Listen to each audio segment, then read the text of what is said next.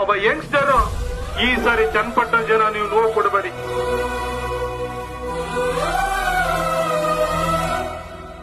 ನಿಮ್ಮ ಪಾದಗಳಿಗೆ ನಾನು ನಮಸ್ಕಾರ ಮಾಡಿ ಹಣೆ ಹಚ್ಚಿ ಕೇಳ್ತೇನೆ, ನೀವೇ ಒಂದು ಗ್ರಾಮ ಪಂಚಾಯತ್ ನಲ್ಲಿ 2 ಸಾರಿ ಎಲೆಕ್ಷನ್ ನಿಂತು ಸೋತಿದ್ರೆ ಏನ್ ಆಗ್ತಾ ಇತ್ತು ನೀವು ಯೋಚನೆ ಮಾಡಿ.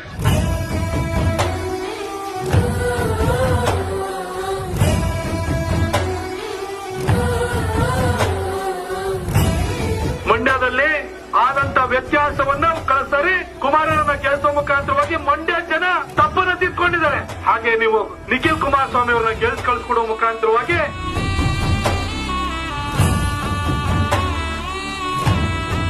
ಒಂದು ಕ್ಷಣ ಯೋಚನೆ ಮಾಡಿ. ಸೈಲೆಂಟ್ ಆಗಿ ಕೂತ್ಕೊಂಡು ಊಟ ಮಾಡುವಾಗ್ಲೋ ನಿದ್ರೆ ಮಾಡೋಕ್ಕಿಂತ ಮುಂಚೆನೋ ಒಂದ್ಸಾರಿ ಯೋಚನೆ ಮಾಡಿ. 2 ಸಾರಿ ಒಬ್ಬ ಯುವ ನಾಯಕ ಸೋತಿದ್ದ ಅಂದ್ರೆ ಏನ್ ಪರಿಸ್ಥಿತಿ ಆಗ್ತಾ ಇತ್ತು ನೀವೇ ಸೋತಿದ್ರೆ.